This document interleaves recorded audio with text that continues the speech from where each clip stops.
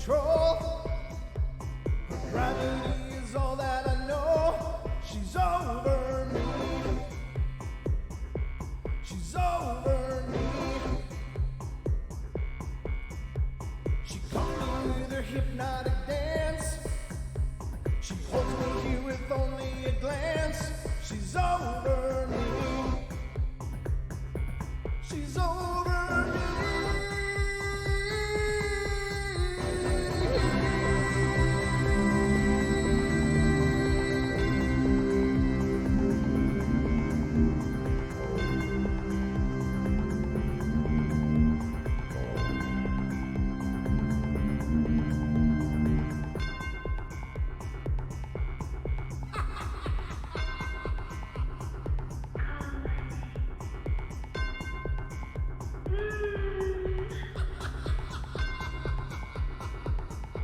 Ladies and gentlemen, boys and girls of all ages, welcome to the Paranormal Portal.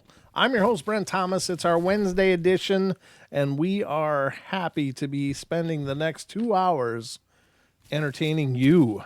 And hope you're ready for that as well. Thank you all. For those of you who are coming in, are already in, or are thinking about coming in later, this is a message into the future. We're absolutely thrilled to have you. I forgot to turn the moon on, so let me get that on. Moon! I need the moon! We need the moon, Don! We need the moon! All right. Now my beard's growing. All right, ladies and gentlemen, the moon is on. That means we're officially underway, as far as I can tell. But I already kind of let the cat out of the bag, so to speak. But I'm not alone here. I am joined by my good friend and co-host, Mr. Quarantine Ready, Don Longbeard. How you doing? That's the best you've looked in a long time. Sorry. I forgot I had that on. Yeah, well, we in the north of Idaho are taking no chances, mind you. We are running out and making use of those otherwise absolutely useless plastic bags. Absolutely. Well, I had to do this because I thought, you know what? I got to go get a haircut. I was washing my hair in the shower, and I was like, oh, I should go get my haircut. And then I thought, you know what? I don't really want a barber, leaning over me going, how you doing?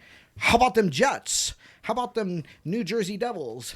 How about the New Jersey Devils are quarantined? How about that coronavirus? So what are you thinking there? Yeah. So I thought, I should go like this. Perfect. I think it's a good look. I think you should just go with it. Yeah, you think so? Yeah. I'm thinking that's the new you. The new me, yes. There we go. How's that?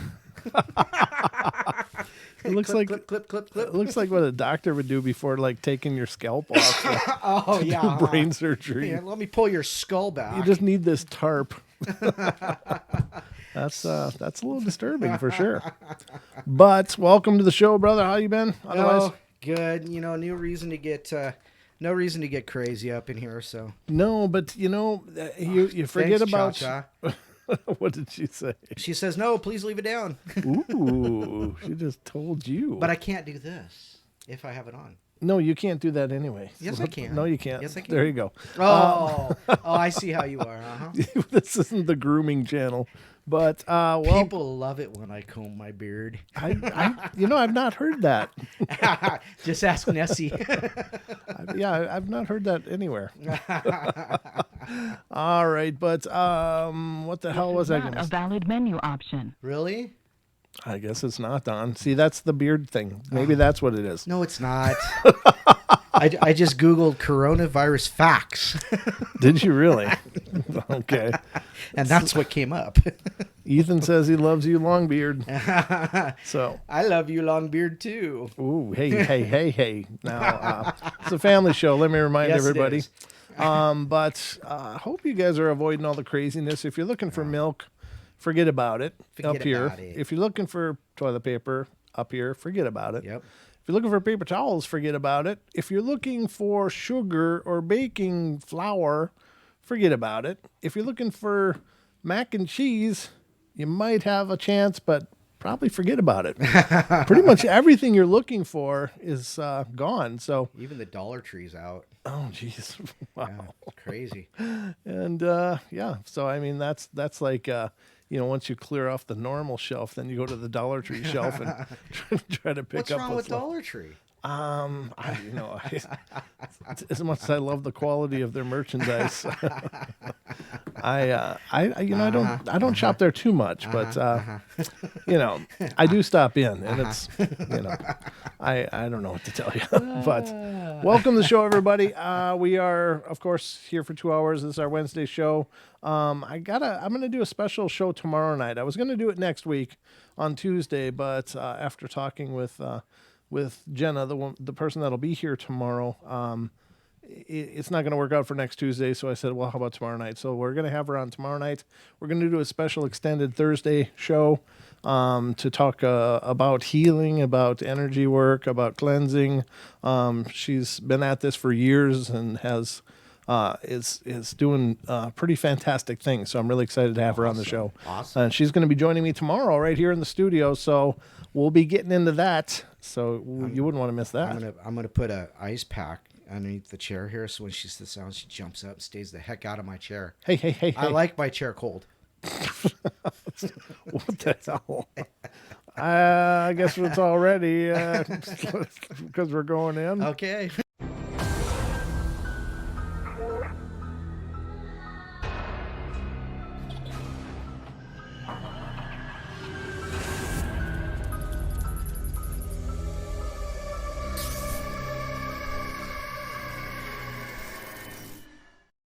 Oh, well, congratulations, Lewis. I'm glad that you were able to reach out and connect with Kev and share with him some of your wonderful stories. So that's cool. Kev has really been getting into the phones as well lately, and I think it's really been cool to hear him taking calls and stuff.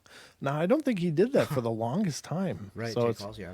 Yeah, so it's kind of cool that he started doing that. I think it's newer. I might be absolutely mistaken, but whatever. So anyway, this is 2 hours of fun, Don. What do you think we should do first? Say thank you to Peter Turk. He says, been working from home, getting restless. This show is my sanity. You must not be very sane. You poor bastard. If you're grabbing sanity on this branch, you no hanging fruit. Yeah, you're just about on the ground still. You might as well, it's just a little jump. But no, of course we love you, brother. Thanks for being here. Thank you all for being here. But I think we should hit the hot sheets. Oh, hot sheets. We haven't done those in a while, have we? That's what I'm saying. Sweet. The hot sheets, ladies and gentlemen, on the Paranormal Portal are the singular40.com. And I love the singular40.com. It's just one of my favorite paranormal news spots. Hold on a sec. Had to clear the pipes for the reading that's forthcoming. Wow, let's see what we got here. I'm just going to scan over these quick. That's cool. Okay, so this is interesting. Let's get into this one right off the bat. Oh, that's interesting too. Well, that's interesting as well. Yes, looks like a good list tonight. It does. They got a whole lot of interesting things going on here. I love ladies and gentlemen, we get nothing from the Singular 40, and they're not like except entertainment. Well, I mean, I love their site though. I really do. I mean, we have no like secret agreement, like, hey, plug our stuff. Right. But sure. I really just found this on a whim, and I've just been, fascinated by it ever since. They just do a great job. It's not exhaustive, boring stuff. They just get right to the point. They got really good overviews of the cases as they come up, and I just love the way they write. It's quick and to the point, which is my kind of journalism. And I suppose we should... this is interesting. Let's start here. I'm going to start here. This one from Australia. Okay. Since we have such a great following in Australia as well... do. They've made us, constantly in the top 50 for natural sciences. How can we be ones that they're jealous of? I know. I don't know. It's really cool, though. It is. So this is coming out of Australia. And this is photo of animal track posted to social media prompts debate about big cats in Australia. Now, this is what I don't understand, Don. How come so many places are so resistant to acknowledging the fact that they have big cats? It makes no sense, does it? I mean, because they're literally just big cats, you know. Yeah. Right. I mean, it's not like a hidden cryptid or something, you know. It's not like something Yeah. that's unknown. It Exactly. just doesn't make sense. It doesn't at all. And so, I don't know. I don't know why people. Well, they just can't be here. Yeah. You know, what are they called? Animal doctors, whatever. Not vets, but like, you know, people who study animals, animalologists. I don't know. I can't remember. Anyhow, but it's like, no, that's not possible. They'd wipe out all their food source, and you know, and they'd have no way, so they'd have to go somewhere else. Well, it's whatever. So I'm going to put this on screen though, so that everybody can see what we're talking about. And this is apparently the picture that you know really does look like a cat print, I guess. You know, I'm no expert on this stuff either, but let's see what it says. It says. An image purported big cat paw print posted to Facebook, Blue Mountains Explorer / Facebook.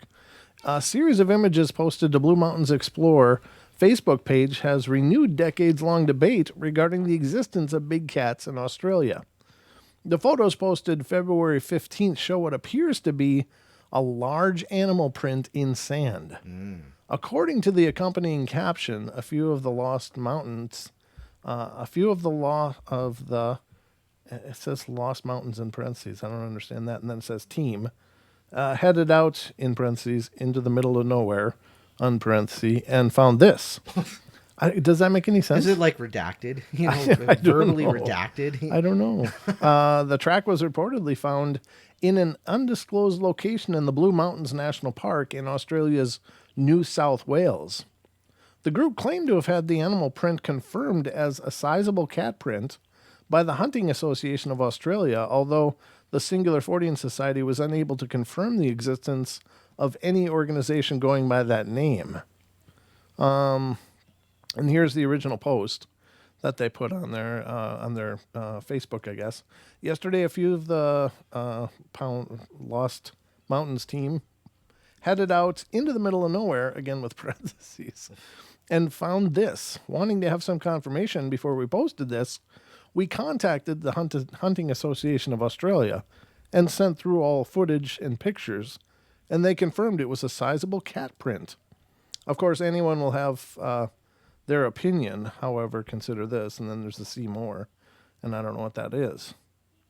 There's, you know, several different pictures of the same print. It is kind of peculiar, though. I mean, wouldn't there be more than one? You know, I think it's weird because, you know, a cat, you know, you got the cats have that pad in the center of basically their palm, but I don't see it. I just see the toes. Well, these are the pads, I think, Yeah, but there's not there's not a center pad. No, but maybe it was walking on its tiptoes. I don't know. And that is a good question, though. And I didn't realize that paw prints were like this. Mm-hmm. I thought they'd be more flat or at least rounded on the front, but this is really very much a point. So Yeah. I don't know. I guess if we looked at like mountain lion prints and compared, it would be interesting to do that.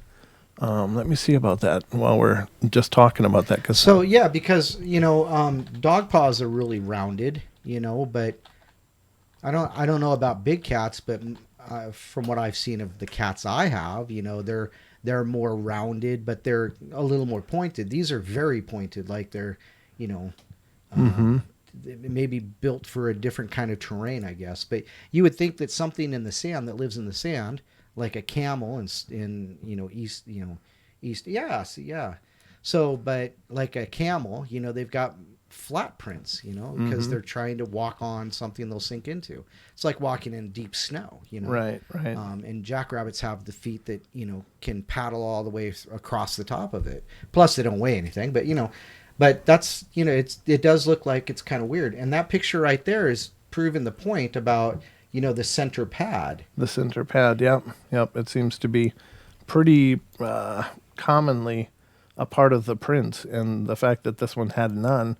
This one doesn't have much, but it still has it now. Yeah. You know, so but still the alignment seems a little weird when you compare it to this. right This has two, that are and farther then back, one yeah. really pronounced forward one, Right. and then another back one. And when you look at these, and this is just a mountain lion. I guess we can look at other ones as well. That's not what I wanted. Let me do this. Hold on. I'm trying to find the other window. Here it is. When you look at this, it's more like a balance. There's two, one back, one Right, forward, another right. one forward, another one back. It's not skewed to one side or the right. other. Right. And even a dog print is the same way. So what? Let's look at other big cat prints. Let's just check this out since we're looking into this because I'm kind of curious. Big cat paw prints. Let's see what it finds out. Oh, great. It's for sale, Don. Oh, nice. Let's buy a cat print. I'm just looking for anything. Let me look at a lion print. Let's just look at a lion and then a panther. Lion paw print. I just want to see what that looks like. Oh. Even there, it's still balanced in the same way, isn't it? Yeah. That's very peculiar. Yeah, none of these are really pointy with the way that other one is, it would be like back, and then forward, and then back. Right. You know, it kind of comes to a point right on this toe. Right. And that seems really unique. I don't know. This is very curious to me. So I hope you guys don't mind, but we're going to continue to look into this. Let's look at a tiger paw print as another big cat. Nessie says could have been a deformed paw on the animal. Sure. Yeah, I mean that's very true, and I'm not negating that. But if they only have one track to go by, and the one track that they find for evidence just happens to be a deformed paw, Right. I think that's even a bigger stretch. That the one print they would find would be a deformed in some way. Yeah, you would think also if they're you would think they do have pictures of other prints as well, something to match. Right. Well, that's together. Yeah. Because the cat has 4 paws, right? So Yeah. where are the other? Was that the only picture? That was the only one that was worth anything? I don't get it. Right. Let's So- look at panthers. Just to Well, see. yeah. Tracks in loose sand are unstable. That's right. But Kathy said that they're unstable because you push it in, the sand falls in, and things like that. But Sure. but if you look at this picture that they're reporting on, it just doesn't look like a cat paw. Right. And interestingly enough, I mean, there's no other pressure marks around it that might have caved it in or something. Like if there was a footprint right here, it might have pushed that in, Right. And made that angled. But I don't see anything like that. So I don't know. I'm not so sure that this is what we're looking at, but because every print that I just referenced was all balanced. Well, There was none of this protruding front Right. toe, and then everything else was Right. Nessie says, was it hopping? Well, even if it was hopping, it'd have a bigger imprint. It'd have a bigger impact imprint because it'd be more weight. Wonder about a kangaroo print. Let's just look Oh. up that since they do kind of hop on their toes. Kangaroo paw prints. Let's look at this. I just want to see what that would look like. Oh, that looks much more like that. You look at this one. Right. So there's 1, 2, 3, 4, 5. It looks more likely that they got something like this. Paw prints, clip art. Yeah. I mean, it's just clip art, but it's, based upon what, there should be some kind of Oh, no, that's not a very good one. I was going to say that one. this. Yeah. No, it's not a very good one. No, it's really not. It's hard. I mean, we're finding these clip art things for some stupid reason. I should say not clip art. Not clip art. Sometimes the old Google, you could do So that. it brought up all clip So art. it brought up all the clip art. The old Google, you could do that, not or and that would be operators, but that's way, way back in the old internets. But if you look at like this, I mean, all of those, there's a real pronounced. Yeah, it's really very, very different. Yeah, it's very different. So, but there does seem to be more of this really pronounced forward print. I don't know. This one is the one that really find interesting. That's a hair. Well, that's a hair, Don. Oh. I don't know how the hell that came up in a kangaroo search, but thank you, Google, for that stupidity. I But appreciate that that. even looks even more appropriate to what we were just looking Well, at. that's though. I mean, that's what there's I'm saying. No center paw. It's missing one on the right, but that might It's be. not big cats. It's enormous bunnies. They're huge. It's a killer. It's a killer bunny. It could be. Whatever the hell it is. I Well, don't know. I mean, they had a animal biologist or whatever look at it and say, "Oh, it's a big cat." So it must be a big cat, right? So I haven't read this before, but it says those skeptical of the print were quick to point out that its asymmetrical nature of the prominent ridge bisecting it are indicative of the impressions left by 2 feet next to each other rather than a single large print. The likeliest suspect in this particular instance being an indigenous macropod, probably a wallaby. Based upon the print's size. Well, I shouldn't have closed that just yet. Let's look up a wallaby print. Wallaby prints. Let's see what wallaby prints look like. How do you spell that? Wallaby? Is that? Yeah, I guess so. Prints. Wallaby print. Wallaby paw print. Okay, let's see what that looks like. Oh yeah. So if those were, Yeah, if it was standing, if one just 2 was a feet little bit together. forward, Yeah. that could be. Little pigeon toed. Yeah, I don't know. Very interesting. Well, those looked almost like handprints. Yeah. That's Well, that would make sense. They have, that really forward toe there, yeah. yeah, and then the handprints would be like, because they have T-Rex arms. Wash your hands. I can't. Yeah, wash your face. I can't. Yeah, that's an interesting deal, though. Tracking Australian animals.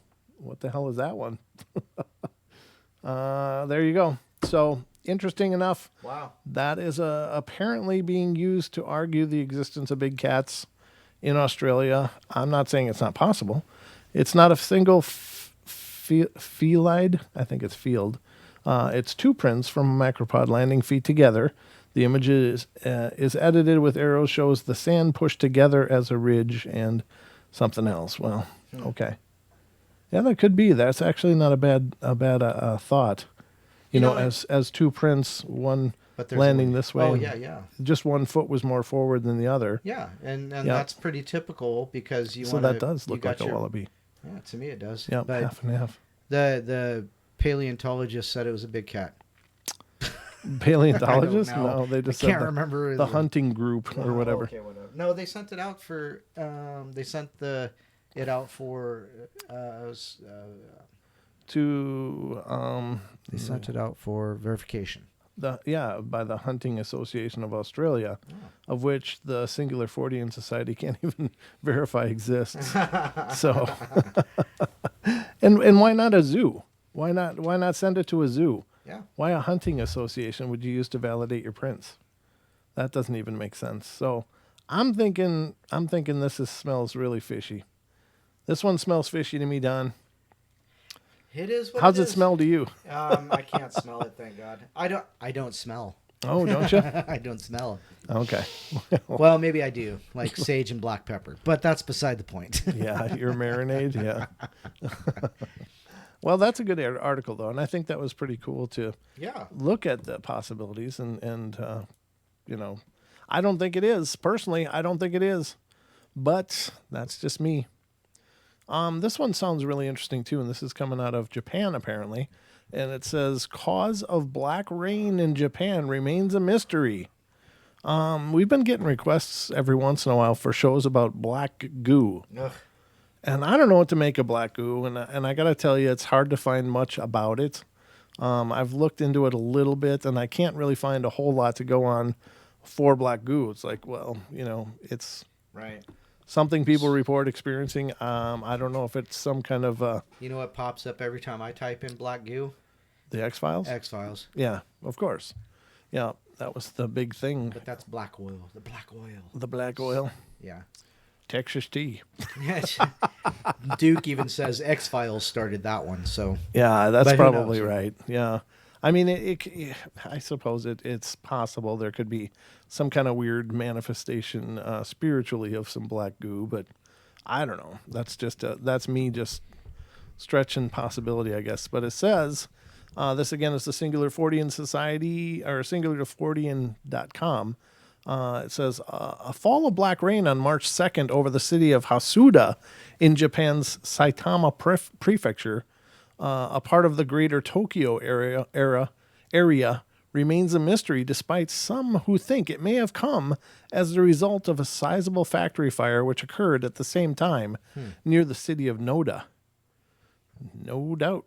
There was a strong wind out of the north-northwest that day, which is speculated to have blown the smoke from the fire over Hosuda, where it mixed with the precipitation to form the black rain. Well, that makes sense. Yeah, actually, it kind of does. Yeah. Noda is located in the Chiba prefecture, about 15 miles east of Hosuda, and locals were quick to take to social media to share the unusual rain, which did cause some alarm. Review of the comments indicates that many locals quickly connected the event to the fire in Noda, although others speculated about North Korean nuclear tests and even the pollution purportedly created by the cremation of bodies tied to COVID-19. Oh, How many bodies are they getting over there? I know. It's like, is it creating that much? Hey, Whatever. I got to be honest, ladies and gentlemen, I goodness. haven't really followed really too closely about this, but I don't know. Is there that much of a body count some other places? I don't know. I don't know. China says that it's under control. Well, of course China says that. Just is what it is. Move along, nothing to see here. Nothing to see here. Yeah, well, I think of all things that China is, they're not Their usually credibility is yeah, in question. they're not usually forthcoming with That's their true. with the facts of what's going on over in China. So it says the tabloid media jumped on the story, sharing the speculative tweet questioning whether the rain was caused by crematoriums in China. Oh, okay. A narrative which exploits the rising global anxiety Right. regarding That COVID-19. it does. The novel coronavirus that appeared in the Hubei province late last year and has since spread throughout the world. Thank you, China. Not only can you get electronics from China, you can also get yourself a brand new virus. There are currently no credible evidence to support that the Chinese government is hiding the rate of mortality Really? in Hubei, or that there has been a cremation of persons afflicted by the virus on a scale that conflicts with the reported numbers in that region. However, according to information regarding the black rain released by the city of Hasuda, similar events have occurred not only in Hasuda City, but also in nearby municipalities, and it's not a kind of mischief. Radioactivity was measured, but there is no problem. Currently, we're exchanging information with the Eastern Environmental Management Office of Saitama Prefecture and are working to understand the situation. Furthermore, although the city does monitor air condition all the time in Saitama Prefecture, there seems to be no abnormality from the measurement results of pollutants in the air. The city of Hasuda has not provided any updates since March 2nd, and the mysterious black rain remains officially unexplained. Sorry, that was my attempt at the X-Files. Oh boy. But, it is black rain, but it sounds like it's... Yeah, I believe I would, in this case, I would more believe the factory fire, because you think maybe there's some oil or grease or something that caused the black Right. soot to go up, Sure. and then rain makes it come back down. Cremating of bodies in that amount, I seriously doubt it. That's Right. me though. I mean, I've never witnessed it, so I wouldn't know really. Well, God, you'd have to be... You'd have to be burning a lot of bodies. Yeah, to create enough of a cloud that Right. it would mix with rain and cause black rain in Japan. Right. What a horrible thought that is, though. Yeah. Oh my God, there's people raining on you. Right, It's like, right. Oh God, horrid. I don't know. That's all spooky crap. Yep. But anyway, and they were right. Preying on the paranoia and the anxiety of the current world situation. I do think that's quite a credible statement. oh, sure. I mean, Like the media. oh, Yeah, like our own media.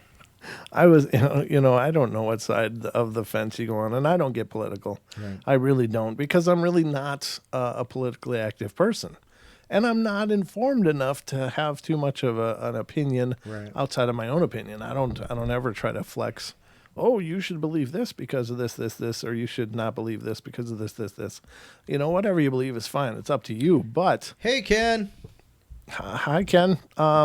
He hasn't been here in a while. Okay. All right. But I will say that I was watching the news conference today, and they were talking about all the efforts to prepare everything.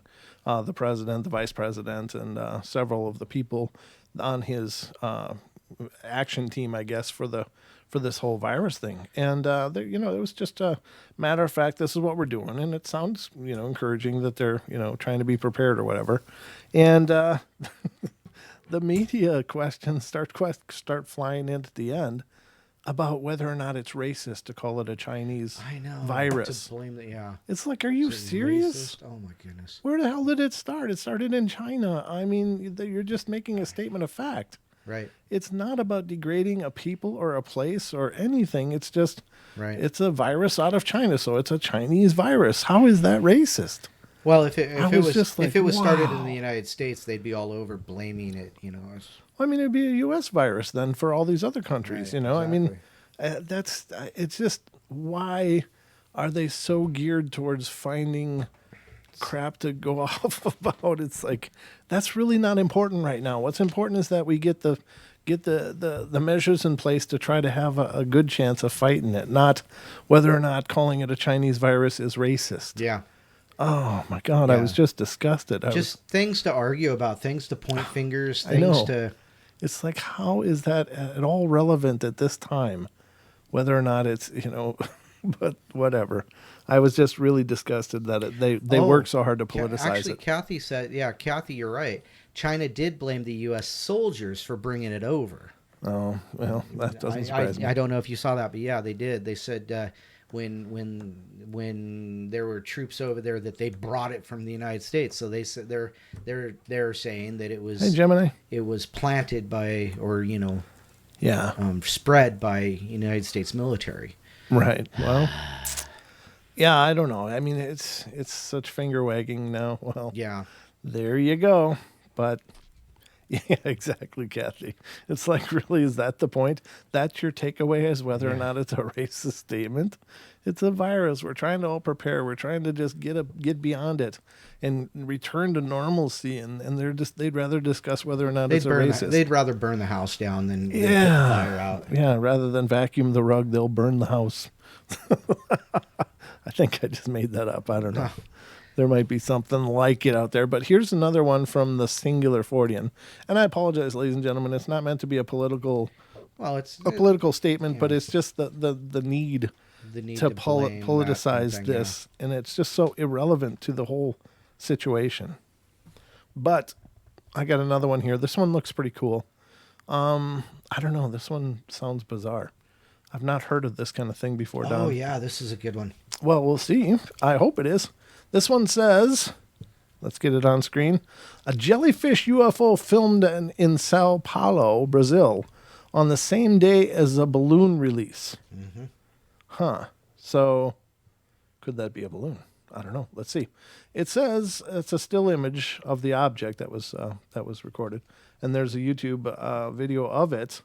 Video featuring a jellyfish-shaped UFO or jellyfish-shaped UFO was filmed over Sao Paulo, Brazil, last February 16th on what appears to be the same day that many festive balloons were released in the area.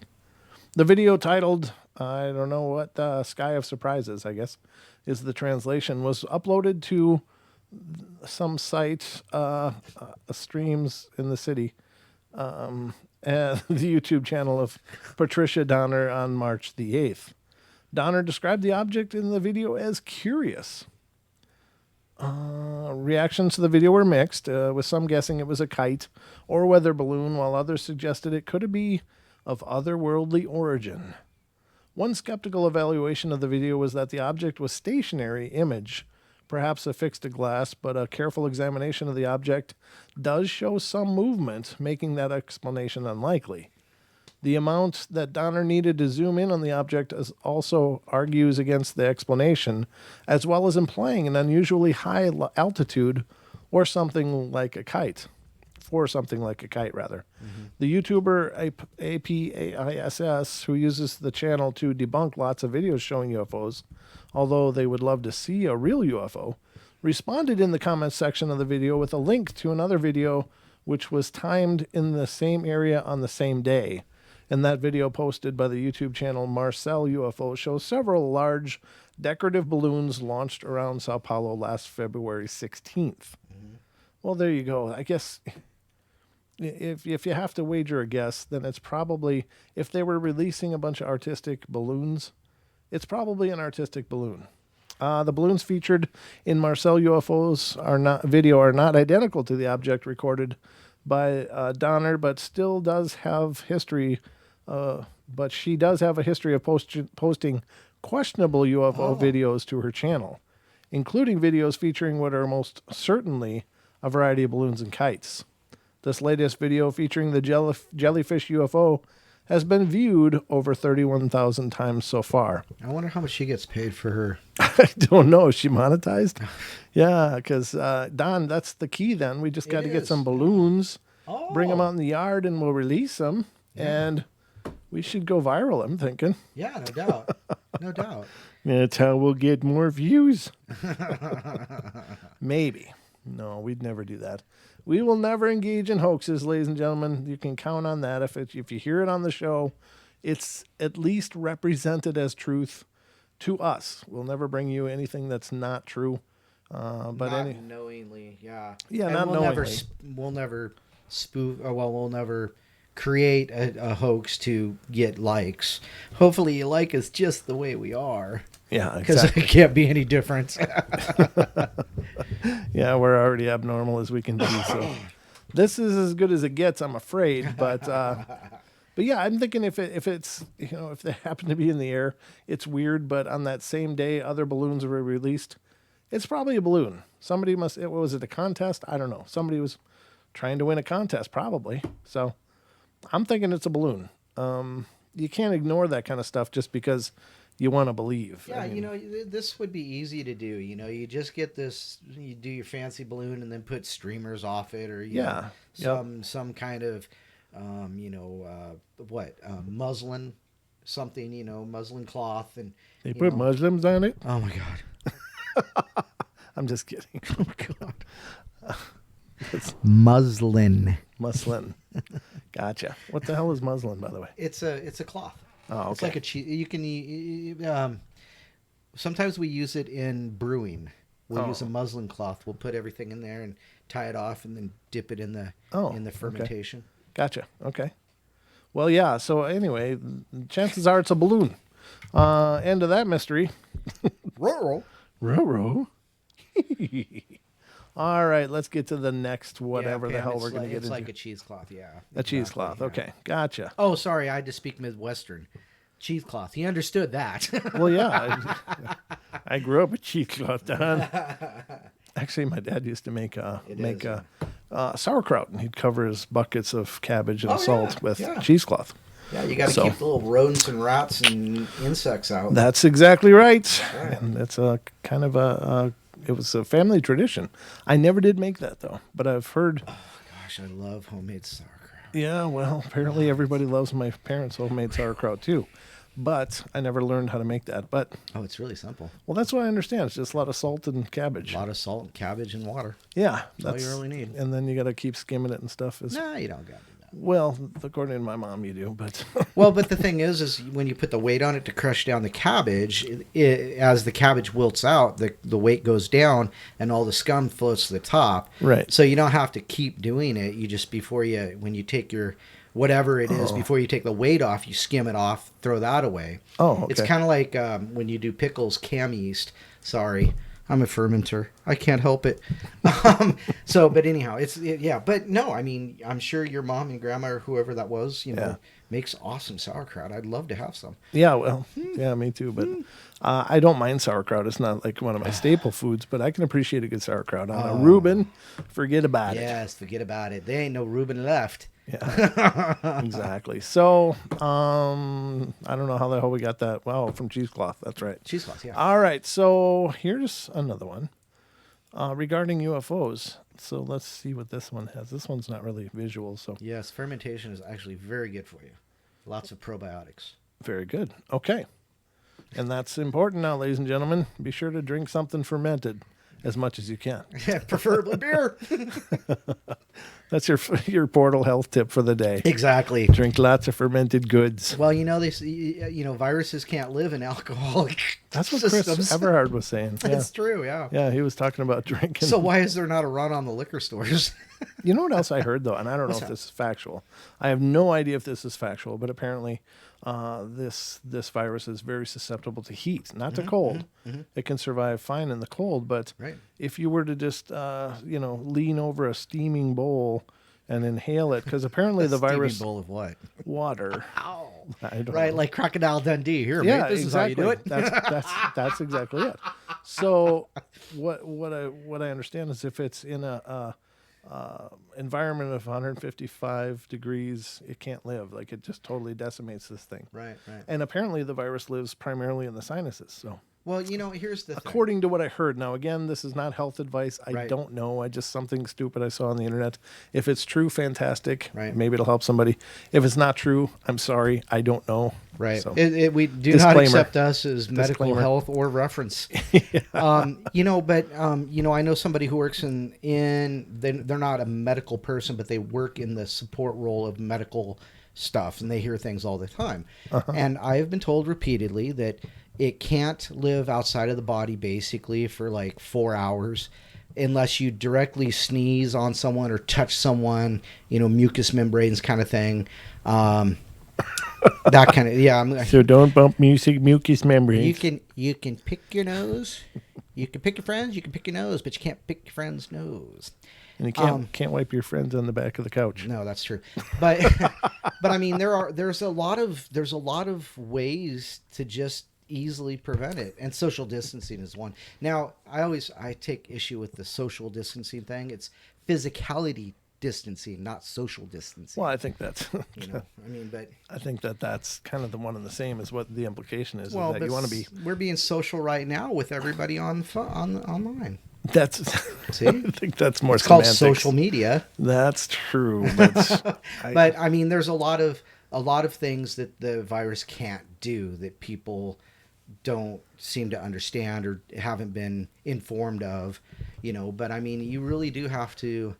But it is hellishly infectious. That we know.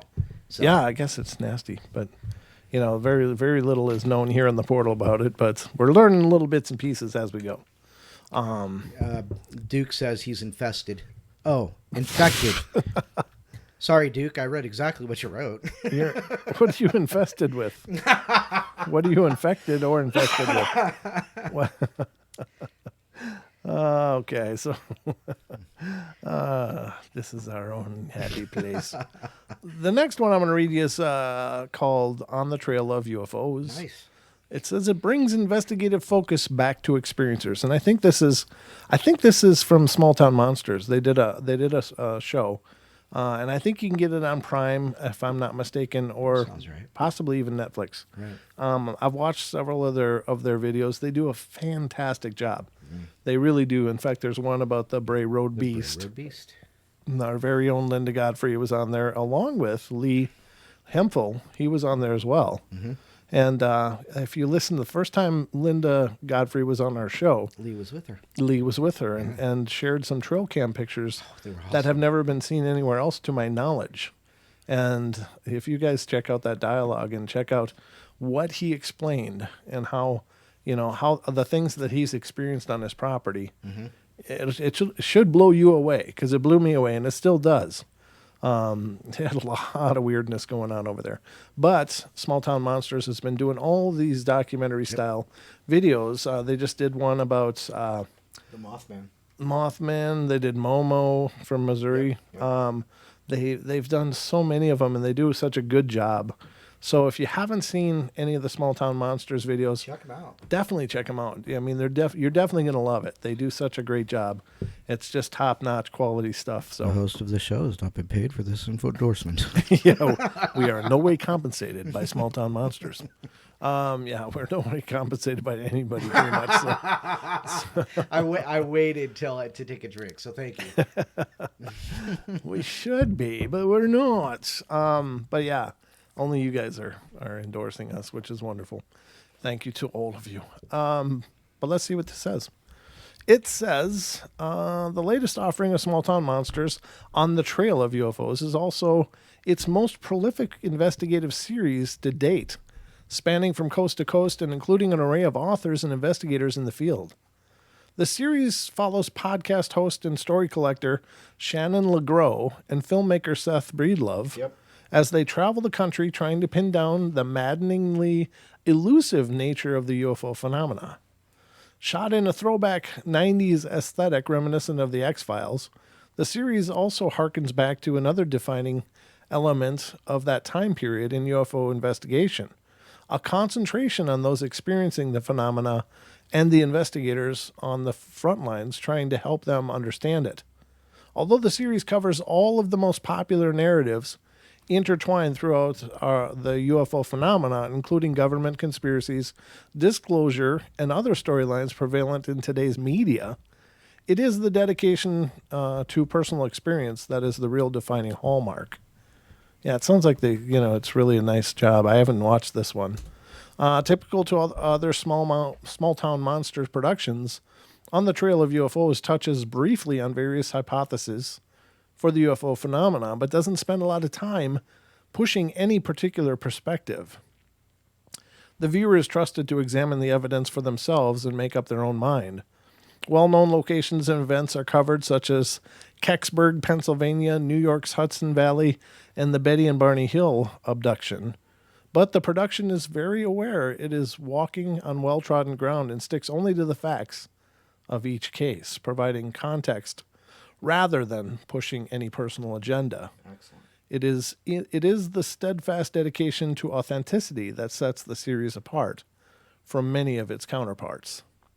On the Trail of UFOs is an example of what a series can be when it's produced by people whose only loyalty is to the truth. LeGros and Breedlove weren't afraid to get their hands dirty on the field while filming, and neither were the bevy of guest investigators featured throughout. It's a refreshing effort in the era of keyboard investigations and endless internet arguments, and one that will hopefully help swing the pendulum of interest back towards what is actually important, the experiential nature of the UFO phenomena. Wow. So it says the pre-orders of On the Trail of UFOs are available through Small Town Monsters website. The series is slated for release March 20th on DVD and Blu-ray. So I guess that's why I haven't seen this one. Is because there's still a couple days till it comes out. But I probably won't see it until it comes out on Prime or something. What was the first name again? The Shannon what? LeGros? LeGros? LeGros?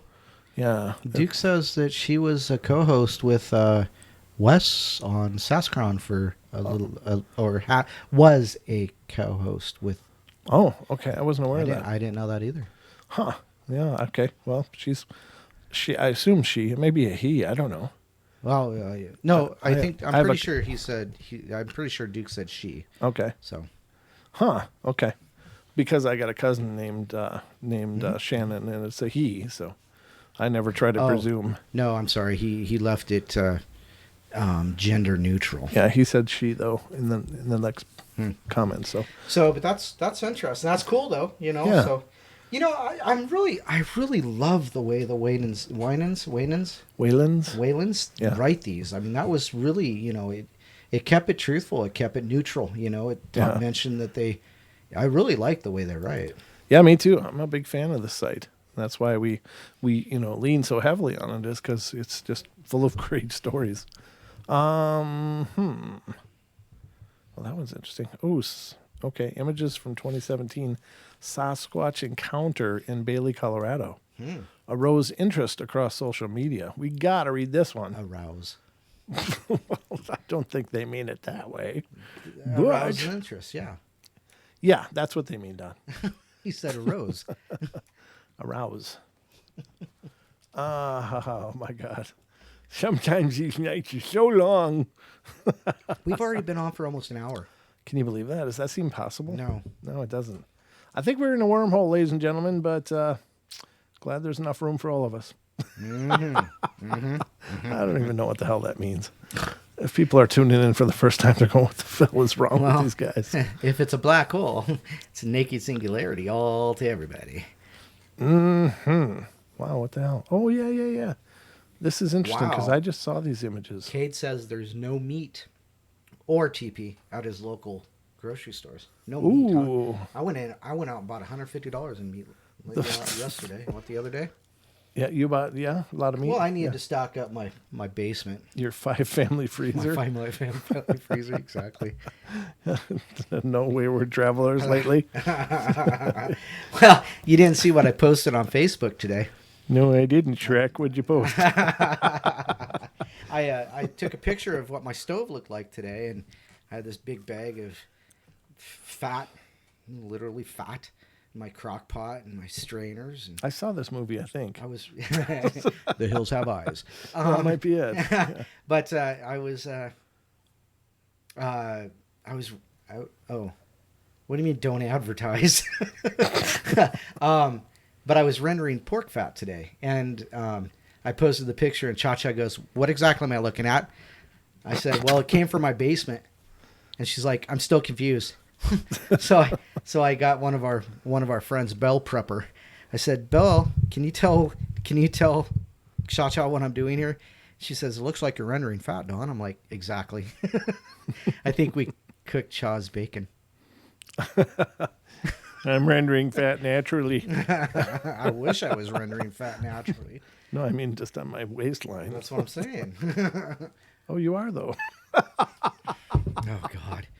All you got to do is apply heat. I don't know. I guess we had two different ideas of what guess so. rendering was. I'm at my, my tire here, It may only be on a 14-inch rim, but, You got 20s on a 14-inch rim.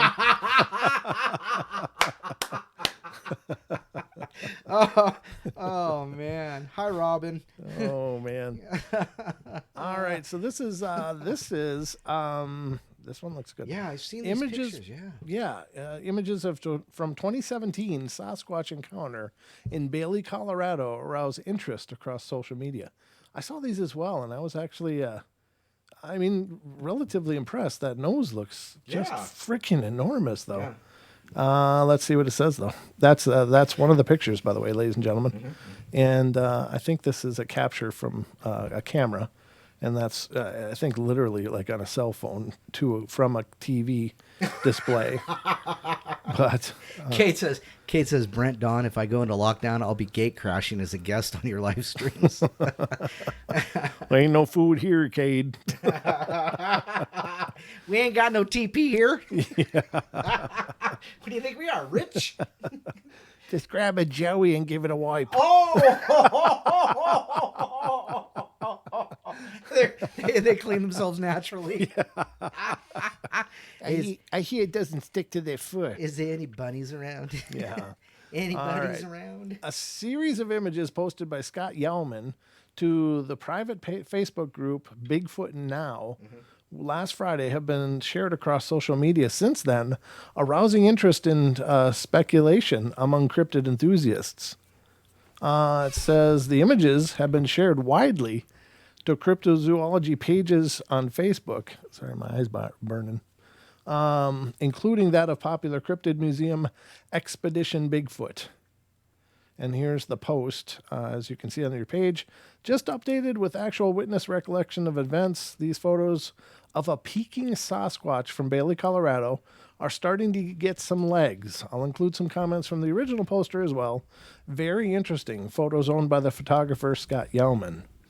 The images are stills from a 10-minute video he shot in 2017 at his home in Bailey, Colorado, said Yellman. I'm on 8 acres of land on the side of a mountain, approximately 11,000 feet up, and he said of his home where he reported encounter took place. According to the statement posted by Yellman to Facebook, okay, so here's the story with my photos. So my wife and I, bought 11 acres of land in Bailey, Colorado. We built a foundation of cinder block that is 3 feet 6 inches above the ground. The land is mostly hard-packed dirt and large rock, which I shared a video of when we bought it. After we moved a modular home there, we lived off and on there for 2 years while we got ready for permanent residency. Sorry, it's not just. Allergies, cat fur. Yeah, I think it's cat hair because it's like right in my eye and it's bugging me. It says in August of 2017, we were finishing the interior of the back of the house, and I came into the living room and caught a whiff of a very harsh odor in the room. It smelled like rotten animal flesh, vomit, and excrement. Ew. I caught a glimpse of something moving outside of the window from the corner of my eye. We've had bears visit pretty regular, but they tried to get under the house, not in it.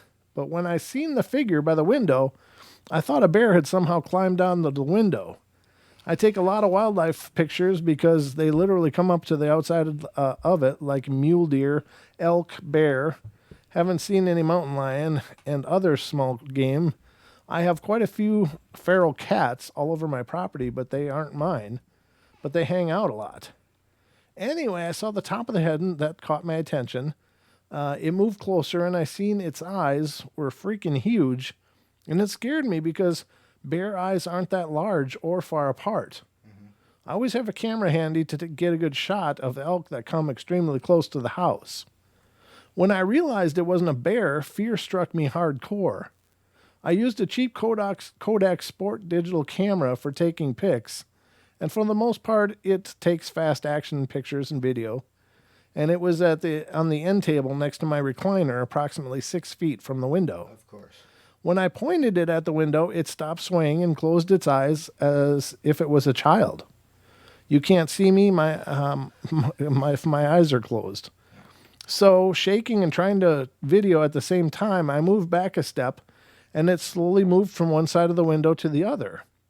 It was seriously about a 10-minute video, but it was on 1 inch by 1.5 inch card, which had to be downloaded on my computer.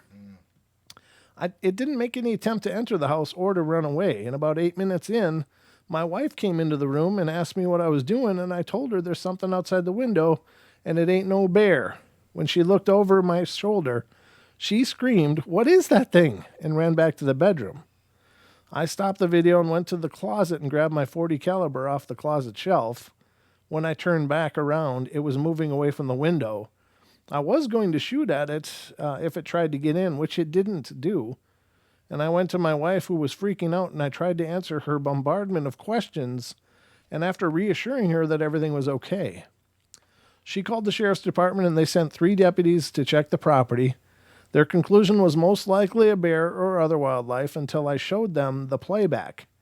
When they reviewed it, 2 of the 3 were impressed, and the third was like, "It's a bear." Anyway, the rest of the night was uneventful and peaceful other than my panicking wife. She ended up having my daughter and her husband come and get her and take her to Golden for a couple of days. I downloaded this video on my computer at my mother's house because she has internet access and I didn't. Long story short, my mother's house burned down late after the fire we had out there last year, and we have seen the creature at a distance every now and then, but in the darkness by the firelight, not the body, but the eye shine, and that's pretty creepy too. But I haven't had any other incidents of a destructive nature, so I decided to just be cautious when I'm walking on the property. I do carry my .40 caliber always outside just in case, but I haven't had to pull it out from my holster. Good. I see sign where it's broke branches on trees that I can't reach on a 6-foot ladder, and occasionally he'll move things around. Most signs we see are always after we left and came back home. There's the story behind the photos. I hope people can find something. I'm here to benefit them. Can find something in here to benefit them if they are dealing with one too. The images shared to social media were photographs of the video, which Yeoman said he had taken with his phone. The original video was taken on a Kodak Sports camera. He said not super high quality, but I got it because I get a lot of wildlife. Since I'm pretty isolated from traffic, it was a 10-minute video, and most of the time the face wasn't visible. Most of it is him swaying back and forth. Anyway, I downloaded it on my computer, and I took pictures with this phone of some of the best frames. He admitted, too, that it might seem suspicious he's unable to produce the video, but Yeoman was consistent in his explanation as to why. I know this is going to sound like, isn't that a coincidence, Yeoman said, but we had the fire out here last year and my mom's house burned down. which is where my computer, along with a lot of my other wildlife videos, were stored. So yeah, these pictures are all I have. Yeoman said he didn't share the video widely prior to its destruction because he has known quite a few people who said somebody always shows up to hush the situation, whether it's to confiscate or threaten them into silence. Other than close family members and friends, I haven't really told anyone, he added. Opinions have been mixed regarding the photos, with some believing that Yeoman captured a nosy bear on camera, while others believe the images to be evidence of a Bigfoot. Looks like a bear nose to me, Josh Blanton commented. What people are thinking are the eyes are the nose holes with snot glistening as he breathes. The eyes are actually the yellowish glow seen above that. But others disagreed with that assessment. In order for the subject pics to be a bear, the angle of the head would have to be directly in line with the camera so as not to see the sides, top, or bottom of the bear's muzzle. Brian Ellis responded, I really don't think that's a bear. As is often the case, a few have even accused Yeoman of hoaxing the images, although there is no definitive evidence at this time to support that hypothesis. The Singular Fortean Society has contacted the Park County Sheriff's Office regarding the incident and will update this article with any information it has received. So there you have it, ladies and gentlemen. Those are the images. There's 12 of them, apparently. Right. I don't know. This is probably just from that page, though. I don't know if we can actually see it. Let's try. Oh, sure we can. So we're going to go browsing here. Let's go browsing. Okay, so... Yeah, when they were saying about the bear would have to be looking straight at you to see up its nose. You can kind of see, but then the bear's face would appear to be flat. But it wouldn't have a nose like that, and it'd be higher up between its eyes. Right. Because of the angle of the snout. So here's the first one. Right. Can I blow these up anymore? Yeah. Right here, right? Screen. Okay, yep, okay. There you go. There we go. So let's see that one. Then there's that one. So there's the eyes blinking. The eyes are closed here. You can't see open me. here. What's next? Oh. Wow. That one's kind of creepy. Yeah, look at how dark those eyes That's are. definitely a peeker. Yep, that is. And that's not a nose, is it? That's what they're trying to say is a nose? No, I hope not, because his nose is below the windowsill. No, I know. I know, but that's what people are saying. Oh, it's a bear. No. That don't look like no bear to me. That forehead's too high to be a bear. The bear's head would be just above the eye ridge and then straight back or curved backwards. Right. That's too much forehead. It really is, yeah. Look at the space between them, though. That's true. There is quite a distance between those eyes. Because the bridge of the nose for a bear, it's not really a bridge. It's a snout, so they're closer together. Right. And, sorry. Okay, so let's look. There's another one. Now this one's green here. But again, it's a picture of a picture. Yeah. Oh, it's probably some interference in the TV. Well, yeah, from the display. Right. Yep. But yeah, that's pretty good too. It's kind of looking sideways now. And again, that's not a snout. No. So I don't know what people are thinking when they're saying things like that, but they just desperately don't want it to be a Bigfoot. Yeah. How high up is the window? It had a 3-foot base foundation and another 4 or 5 feet to the window ledge. So it's 8 feet. Yeah, it's 7, 8 or 7 9 to 8 feet. Yeah, 7 and 8 feet. Yeah. Wow. So that's quite a big. Yeah, it's just 7. 8 feet up yet. Wow. Crazy. That is crazy. Yeah. And there's where it happened. And we already read this. Okay. Good night, Deb. Deb leaving us? Apparently so. Good night, Deb. Good night. Oh, look at that one. Wow. That's a whole lot of face. Yeah. And that's a pretty that's a pretty peaked head, That's a lot of forehead though, isn't it? That's what's kind of peculiar. Yeah, it is kind of. Why is it all bald here? That is a little odd to me. Maybe he's married. In Squatch, that means taken. He's pulling his hair out. Yeah. Oh my God. No. Why'd I get with her? Yeah. Well, that's interesting, though. So there you have it. Now, the interesting thing as well, look at all those tones on that face. Yeah. I mean, there's green. It's almost like seal face paint. Camel paint. Yeah. Yeah, exactly. Yeah. That's very interesting. Wow. Huh. And there too. But that one's just bizarre. Hi. How you doing? It's like you wouldn't have any gray poop on, would you? Maybe that's not what he's asking. Oh no. So, but interesting shots. I think they're pretty interesting. Kate says his wife's stressing him out. Yeah, that's right. That's from the headbang. Yes, he's under quarantine. Oh man, so very interesting. I like that story. But that's going to kind of wrap up our journey through the Singular Forteans Wow. page. Yeah. Very, very cool. Very cool. Yeah.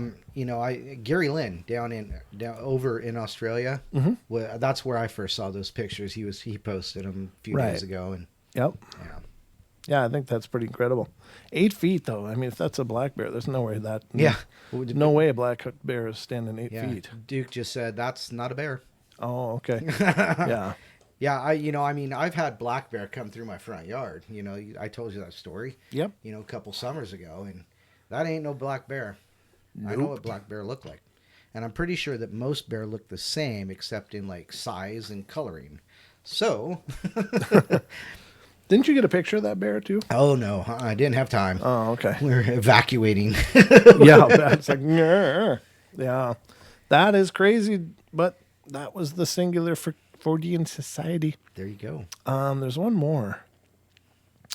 There's one more here. I guess we should read this because I just think their stories are wonderful. Security guard at O'Hare reports sighting a very tall, solid black creature with glowing red eyes.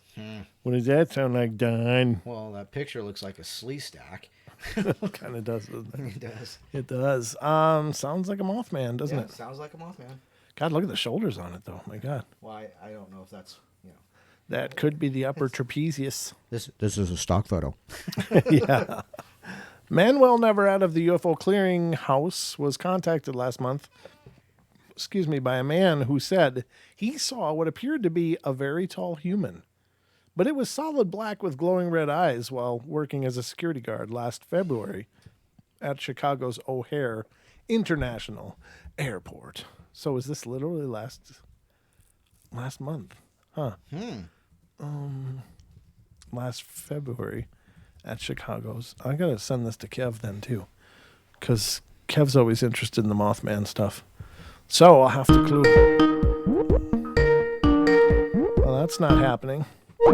Don't call the show when we're broadcasting, please. That's never gonna happen. So don't do that. I can't pull you into a conversation that's already happening. If I was to take that call, it would bounce us off of our own show. So don't do that, please. If you need, I can connect with you. Is that what you would like, Ken? That was Ken, by the way. Yeah. Ken, did you want me to call you? Is that what's going on? I don't know. Well, wait. Let me know what he says. Okay. Hi, Alyssa. Hi, Alyssa. Nice to see you back in our part of the town instead of over in, Joe's, Discord. Yeah. This is just a nice place too. I just want to share. You are always welcome here. All right, so he's at Chicago's O'Hare and he's got a Mothman sighting. If Ken says something, just let me know. I'll let you know. I can't check it right now, but yeah. Oh, yep. Yeah, he says yeah. Okay.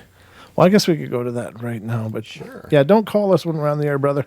I know I don't know. Skype is really weird. I can't just pull people into it that way, but let me do this. I can do it this way. Hold on. So it's Ken. All right. And I hope you got a good connection, Ken. Ken. There we go. Let's try getting a hold of Ken here. All right. We're going to add him to the call and see what old Ken's got to say. Ken's got to say. See what's going on with Ken.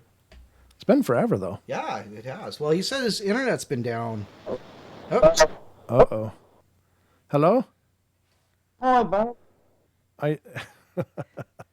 Is that you, Ken? I know it's you, but obviously our connections sounded a little weird. But how's things going down under? Um, yeah. Yeah, I can't hear anything. Yeah, it's cutting out pretty bad. I'm sorry, brother. It doesn't sound like we're going to be able to talk. Your connection is really flaking out. Try again, though. Talk to me again.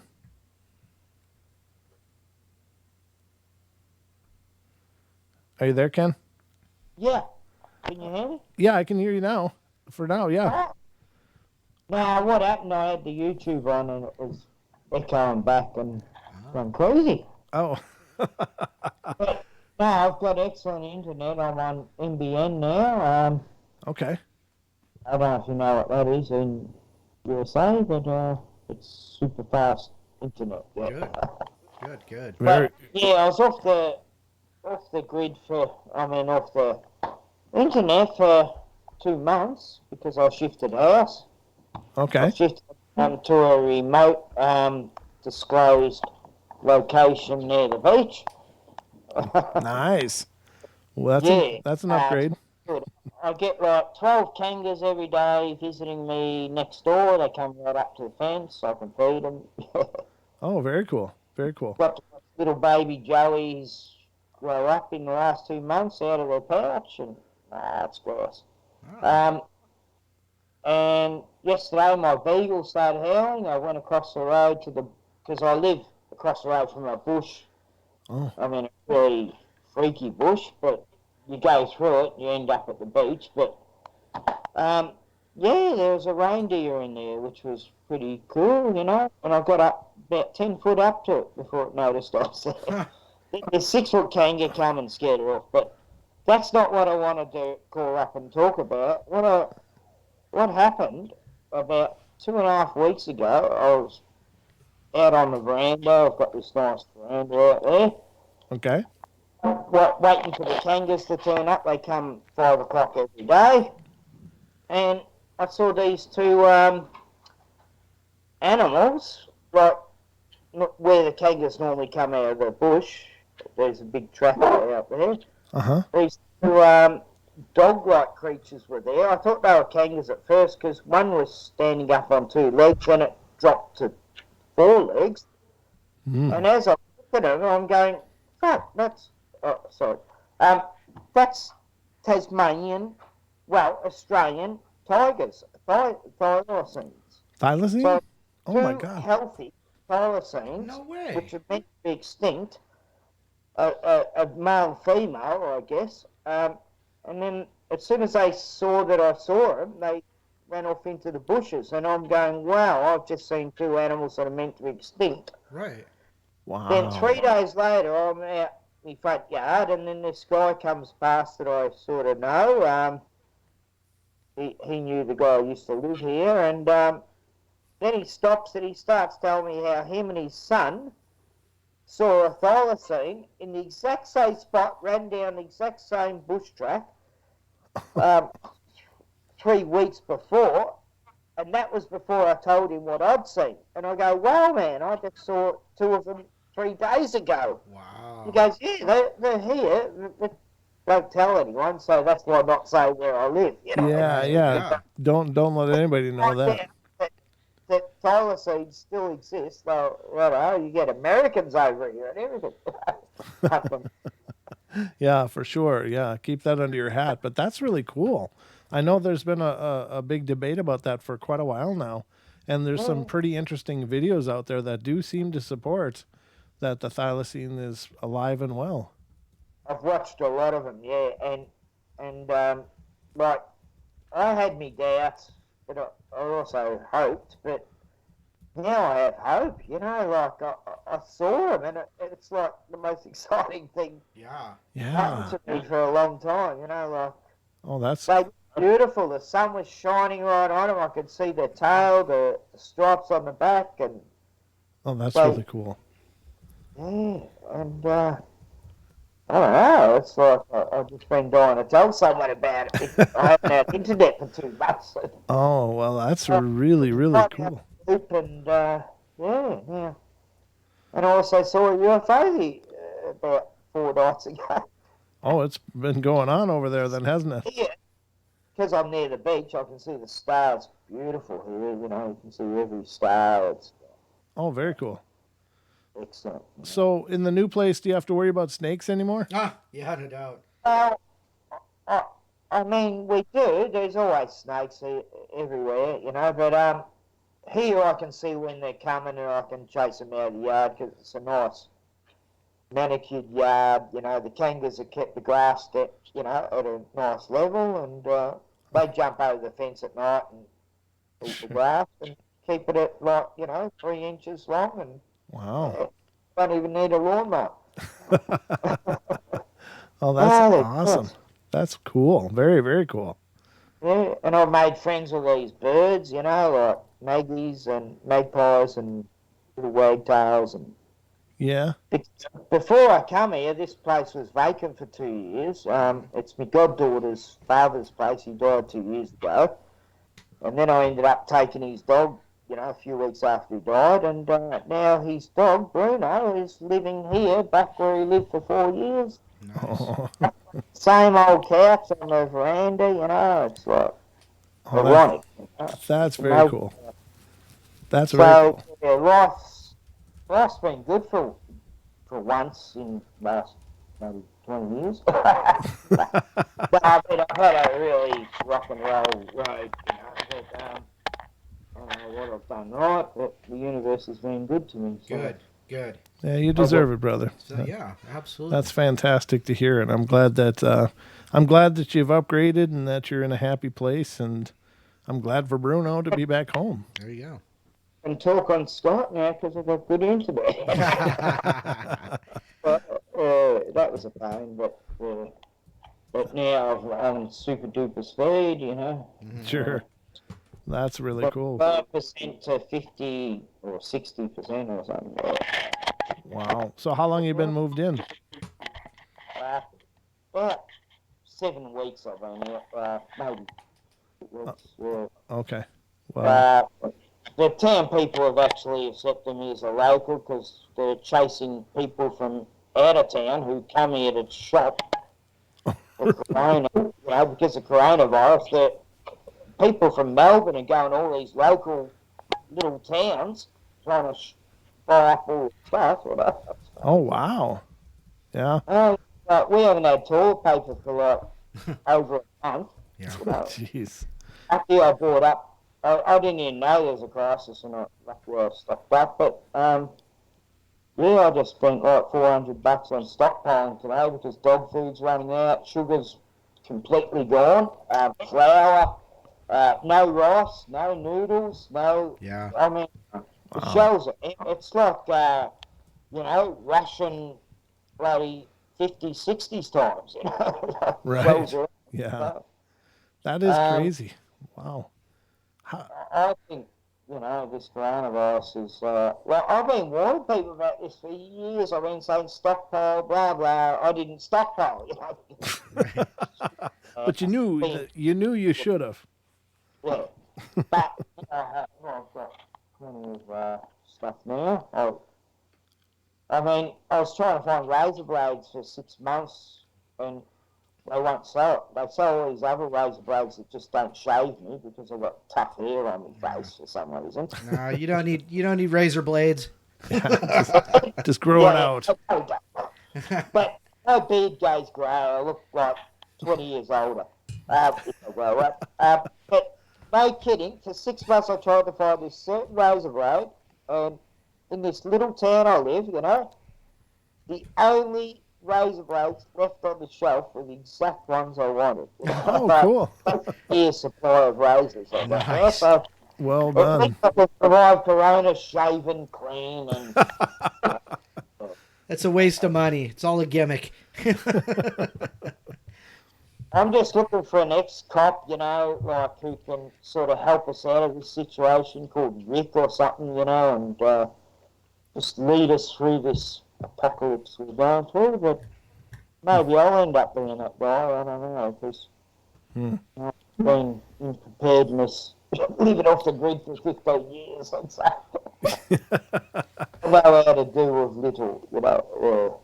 Yeah, this isn't your first rodeo. Nah. Nah. But I've got a generator, so if the grid goes down, I Good. just stop.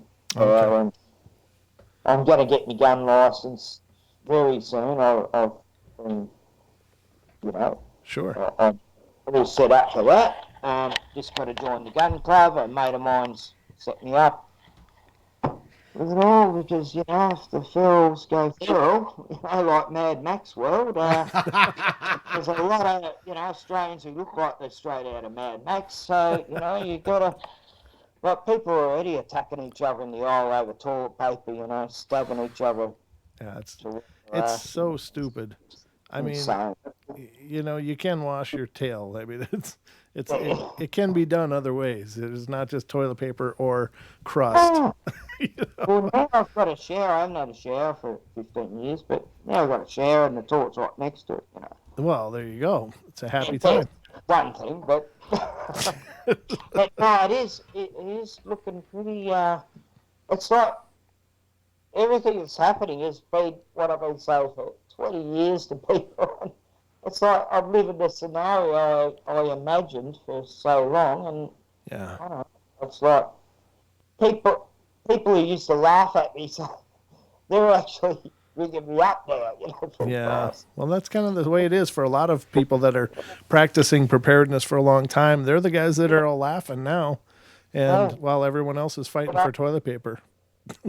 But I've got a shed full of, you know, surf rods, fishing rods, everything to do with fishing. So, and the beach is right next to me. So if the supermarket's closed, there's fish. That's what Jesus gave us, wasn't it? You know, Yeah. fish and bread. You know. So There you go, brother. There you go. when I found God, He said, "You'll never starve. You'll never, you know, be unsheltered and unclothed." And you know, I'm going by that now. Yeah. Yeah, it's working out. Good. Definitely working out, brother. Excellent. Excellent. It's great to hear from you, though. Thanks for calling in. Man. Yeah, I was listening to old podcasts because I haven't got internet of you guys, like 2012 and that, you know, like old stuff, yeah. Yeah, It's like, yeah. we see on there and like back in them days, and it's like, wow, you know, I've got to ring back, you know, I haven't rang for so long. Yeah, dude. But I thought you I'm forgot back. the number. I thought you gave us up for Cade. Oh! Oh! I've just let naysay, you know. Gave Naysay time. Yeah. He's had plenty of time. Like, nah, stuff him. I'm going to get some time in there. I just spit all over my computer. Anyway, guys, happy Corona days, you know. Trying to make up welcoming, you know, be safe during Corona day sayings and stuff. Absolutely. Absolutely, brother. And you be careful over there and keep us posted, okay? Yeah, absolutely, bud. People going crazy here, but when you got dogs, you stay sane. You know, Yeah. I don't know what it's about that, but you don't panic. Yeah, don't panic. All Yeah. right. All right, brother. We'll take care and stay in touch, okay? Yep, for sure, guys, and love yous and Love you too. keep on keeping on. Yes, All sir. right. See you, Ken. I'll just hang up now. Very Wow. cool. That nice, was Mr. nice Ken. hearing Ken. Yeah. Ken Rotman, all the way from down under. Our original Aussie friend. Oh my goodness. Oh, that's cool. It's good to hear from Ken. Seriously, It's been a long, long time. I literally spit all over my computer today. And just saying, he found Believe podcast and he didn't need us anymore. No, that was awesome. Kay just says, "Wow, Brent. Wow." Just, we got to fight tooth and nail to hang on to our I know, listeners huh? sometimes. They're like jumping ship. They're going over to lighting the void. And Lighting the void. That Believe thing. And Yeah, exactly. Pretty soon they're going to start listening to Sasquatch oh my Chronicles God, or something. Never heard of her.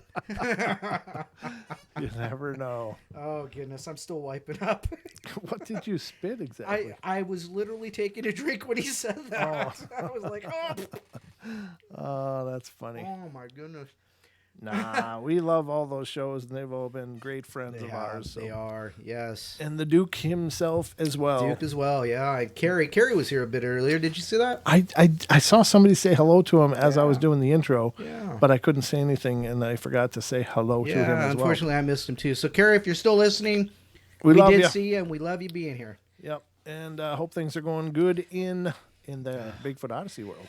Oh, I've kind of lost touch with a lot of shows lately. I've been so busy. yeah. Things that I was following religiously, like Bigfoot Odyssey, and Right. I just haven't had a chance to just I devote to those I things. wish I could spend more time listening to other people's pods and shows and stuff, but I just, God dang it, I need more time, Well, yeah, I mean, and yeah. with all of the things going on, not only in Yeah. in the show, things that I'm having to deal with directly, and you're Right. helping me with, then with life in general, it's general. just like, my God, I feel like a bungee cord getting stretched to be many different directions. So Sorry, Kate, I still haven't listened because he did it. He had one a haunted doll episode. oh God, yeah, Yeah. Well, Kate and I are talking about doing another collaboration show. Oh, excellent. So hopefully we'll have something coming out in the near future on the podcast, and we got to get Kate on the. He's never been on the live show, has he? Well, he's called in a time or two, but Yeah, not as a. no, I don't think he's- as a guest. He's got to come on and be on camera and be, Be on camera, yeah. be present. Yes, yeah. You Next time it's a Skype video call. Yeah, then no more of this phoning in This flaky. mysterious Cade Moyer from down under. Yeah, this mysterious guy. We got to get the Duke back on too. Yeah, we got to get Duke in. Duke, you got to come back on and talk some Bigfoot with us. Hi, Bill. Thanks for your help today. So, Rendering. yeah, with bacon cooking cha-cha's bacon. Yes, well, which is important. It is, yeah. Because raw bacon is just not healthy. Well, it's still good. It is? Have you ever eaten raw bacon? Well, yeah, Really? yeah. Oh my God. It was a mistake, but Yeah, it wasn't. It was. I mistook it and ate it, and went, oh, I probably shouldn't eat this uncooked. Wow. Well, there you have it, ladies and gentlemen. But turns out it's not lethal. Don's still with us. I didn't get that. What is it? Trick. Too many syllables for me. Worms. Don didn't get any worms. Yeah. Well, anyway. What are we going to do now, Don? What are we going to do? Wow, I don't know. I mean, we're 8:30. It's 8:30 already? Oh, we never read the story from the the Mothman. O'Hare thing. Yeah, So, go for it. all right. Manuel Navarrete of UFO Clearinghouse was contacted last month by a man who said he saw what appeared to be a very tall human, but it was solid black with glowing red eyes while working as a security guard last February at Chicago's O'Hare International Airport. According to the witness' initial report, I wanted to tell you about something I saw February 21st at O'Hare International Airport. I work for a security company as a security guard, and I was on duty at O'Hare International Airport and was assigned to do routine escorts for trucks that were coming in and out of the airport. Many of these trucks are there to deliver cargo going outbound on planes, and they're required to have an escort and from their drop-offs. I was doing one such escort on that night at about 10 p.m. I had escorted the truck to an unloading facility at the post office, and I was waiting for the truck to be unloaded. I stepped out of my vehicle to have a cigarette, and I saw something moving out of the corner of my eye near the fence, and I decided to go see if it was something trying to climb the fence. We had a few incidents in the last few weeks of people coming onto the airport grounds either to sit and watch the airplanes come and go, but we have also had a few incidents of investigators coming onto airport grounds in response to the multiple reports of the Mothman. We've been told to report these individuals and escort them off the grounds if we ever run into them during our shifts. I assumed it was going to be one of the same things as before. They have a standard SOP for that? That's crazy. They got SOPs. That's Wow. SOP. So we roll up to them and tell them where they were trespassing and then escort them off of the property. And we had our share of these sorts of calls and knew to be firm but professional with them.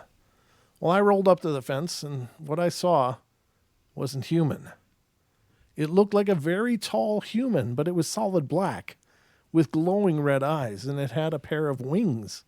that were outstretched, and it must have been measured at least 10 feet from tip to tip. Well, I got out of my car and shined my flashlight at it, and this thing screeched out loud, and it almost sounded like the brakes on a train, loud and very high-pitched. It then turned its back to me and flew straight up into the sky and took off like a bullet. I could see it as it took off, its wings flapping until it faded into the night.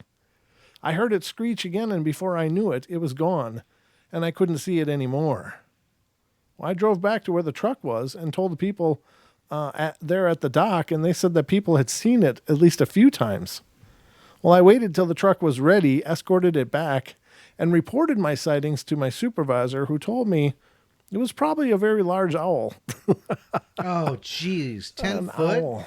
Yeah, That's a well, the huge wings. owl. The wings were 10 foot. Yeah. But It's huge.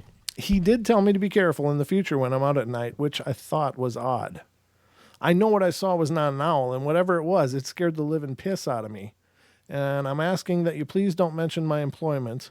I need to keep my job in order to take care of my family, and I don't want people saying anything to me about this sighting. I need to make my money, and I also don't want to be made fun of by the people here at work. Well, So how hard can it be to narrow down who this guy could be? I think it's a little too late. Oh, yeah. I kind of feel bad that I read that now. Navarrete was probably was able to eventually speak with the witness after the 3 attempts at contact. The witness was very hesitant to talk with me until I assured him that his identity would be protected and his employer would be redacted from the final report. The witness said that he saw something, and when he came to the fence line, he exited his car, used his flashlight to shine a beam of light at the entity the investigator explained. When asked what he saw, he said that the skin of the creature looked like that of a giant bat. It was solid black, and that the wings were at least 10 feet in width.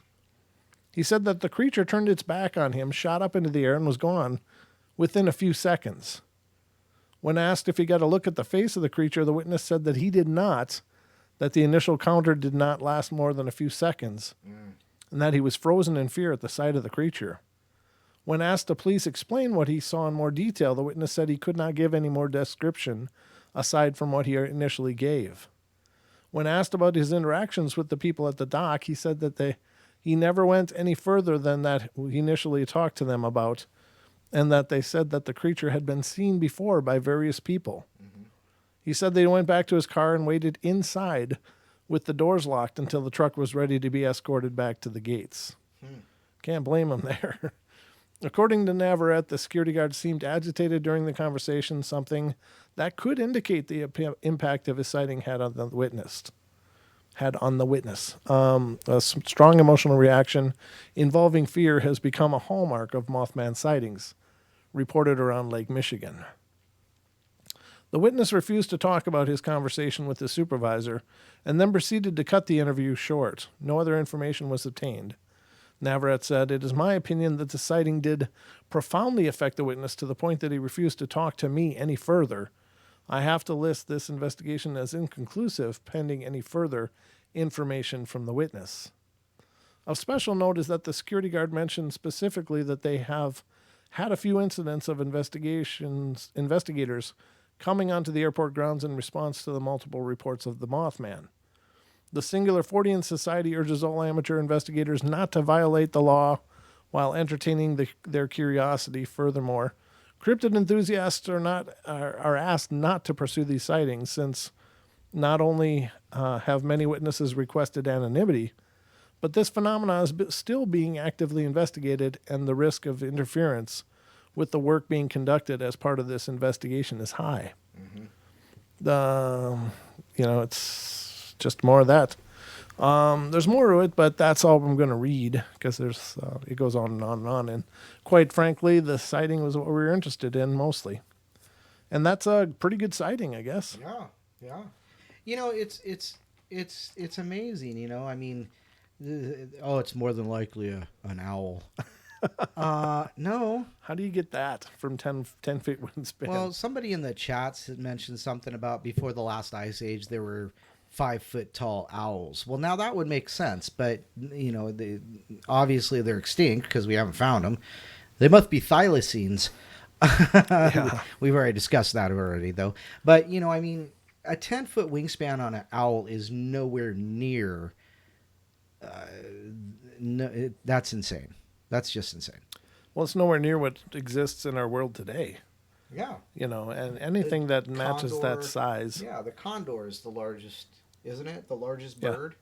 Yep, With California the largest condor. wingspan, yeah. Yep. They reach 10 feet, 12 feet sometimes. Right. But that's as big as I've heard. And I would wager that this person was probably pretty shy of how big they were. Right. If this thing was truly tall and large, you'd think that his wingspan would have to be pretty significant. Right. If he was taller than a normal sized person, I mean, you need almost 20 feet of wings. But Yeah. who knows? I mean, I wasn't there. Maybe he's got really efficient wings or something. It's funny you Or say they're that. like bee wings. Because I was about to say, owls are some of the most efficient flying birds out there with their use of energy and things. So, interesting that you said that. Indeed. Indeed, it is interesting. Indeed. Indeed, it is. So that wraps up our review of the Singular Fortean. Wow, that was really cool. It was a good list tonight because we haven't visited in a while, right? Yeah, I mean, I haven't been there for quite a while, I guess, because we've been having a lot of guests on lately, which has been really wonderful. I really enjoy that. It's kind of both ways. I like doing some shows just us because I like the feel of the interaction between the chat room and us Right. as we're doing the show. Right. And I miss that sometimes when we have too many guests on and stuff. Yeah.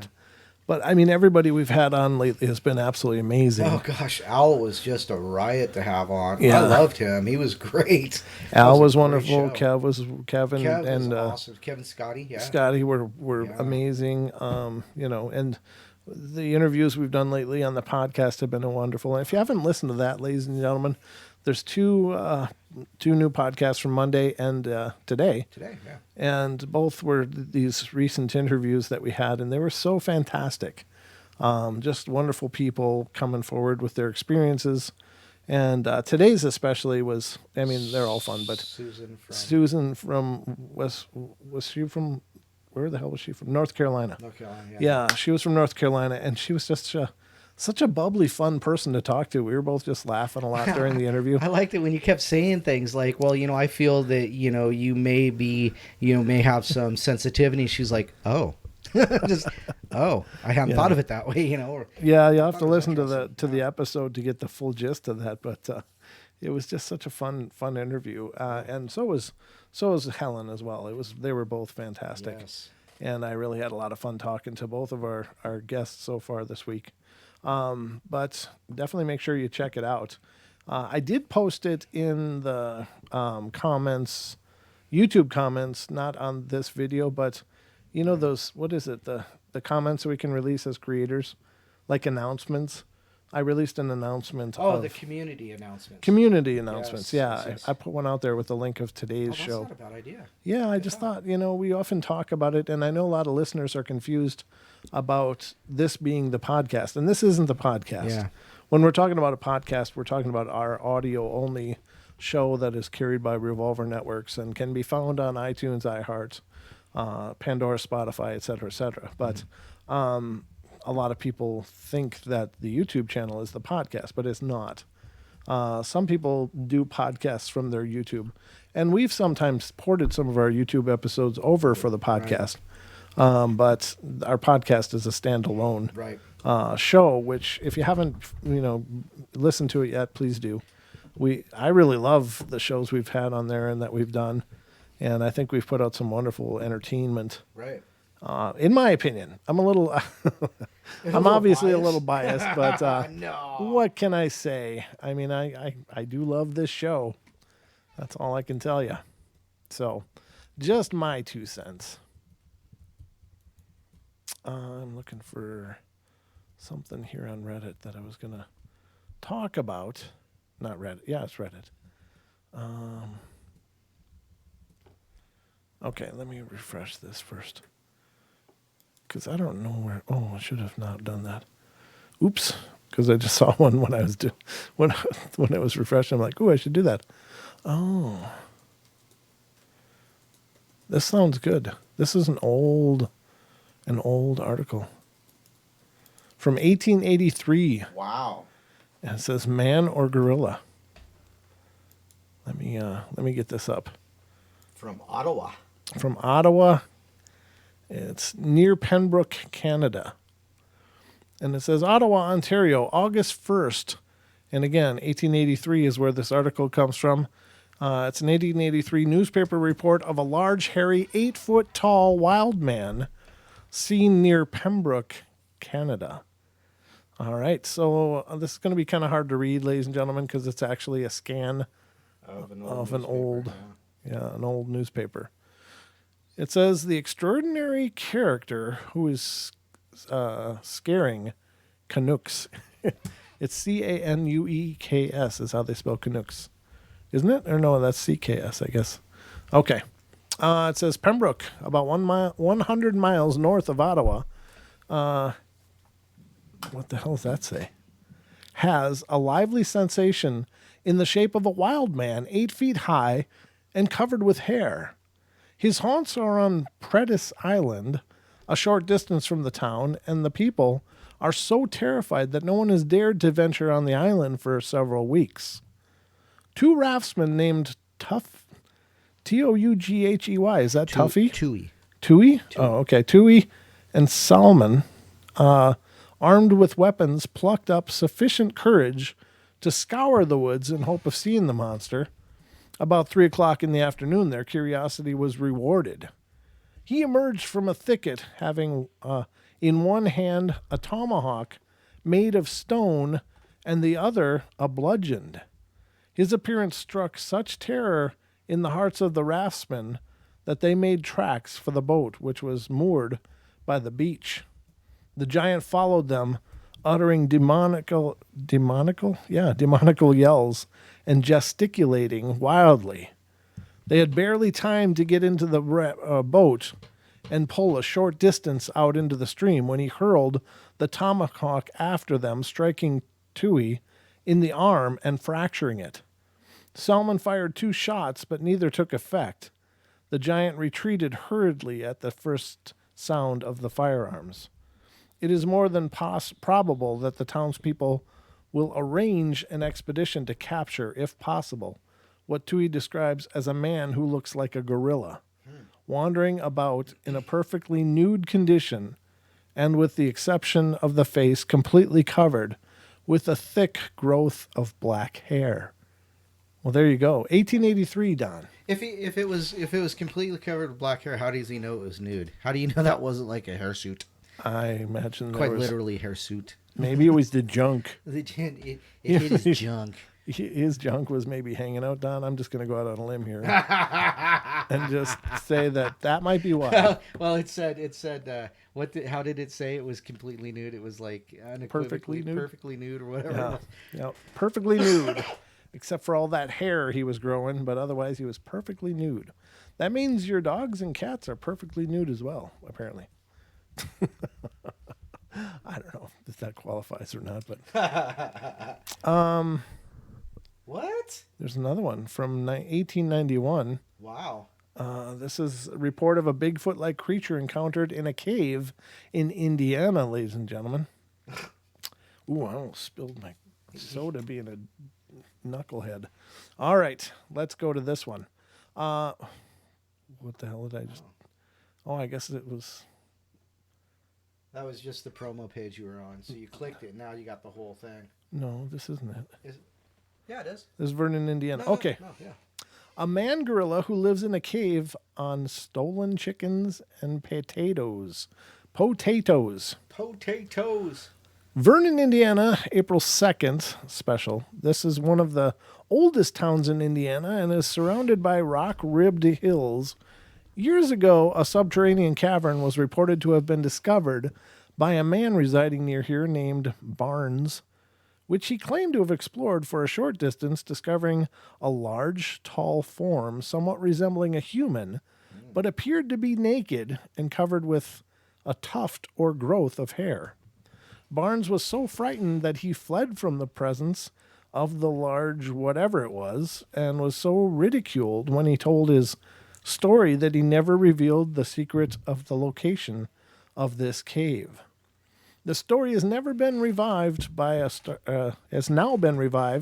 by a startling discovery made yesterday by Alex Shepard, a real estate dealer who was showing a farm to a prospective purchaser. Sorry, again, hard to read.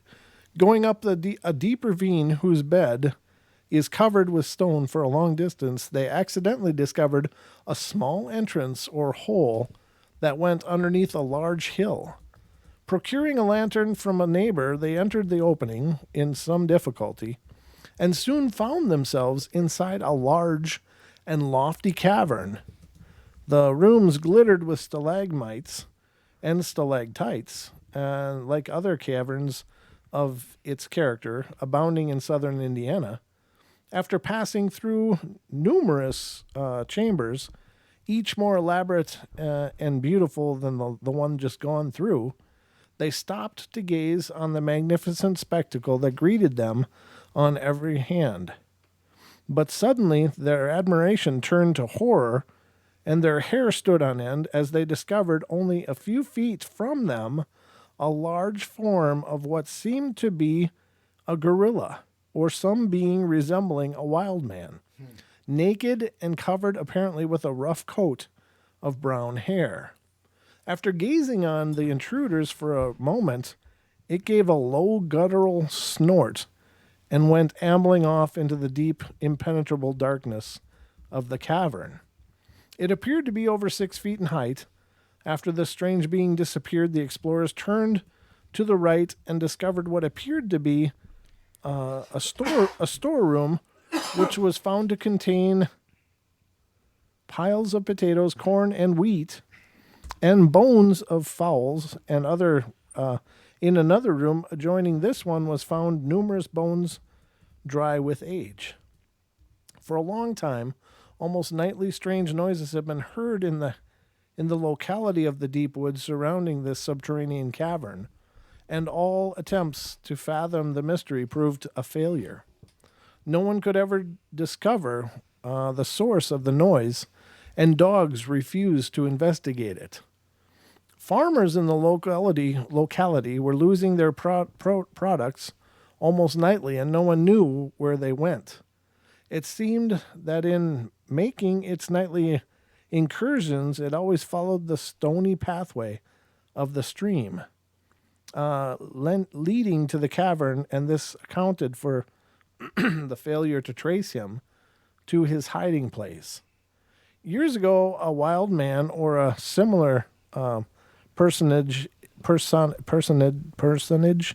inhabited. I can't make out this word. Trimble County? I don't. Yeah, I guess so. Trimble County. Trimble County, Kentucky, and later Jefferson County. This state adjoining this Jennings County, and for some years now, no trace of him has been known. This being is believed to be the same. A large party is being organized to explore the labyrinth of the mysterious cavern and discovering the character of its occupant. There you go. So that's two really old accounts, ladies and gentlemen, of Bigfoot, and that's kind of like an in-your-face Right. to those people that think it was somehow born in the 50s. Right. At the logging camp where Jerry Crew put on fake feet and apparently made prints.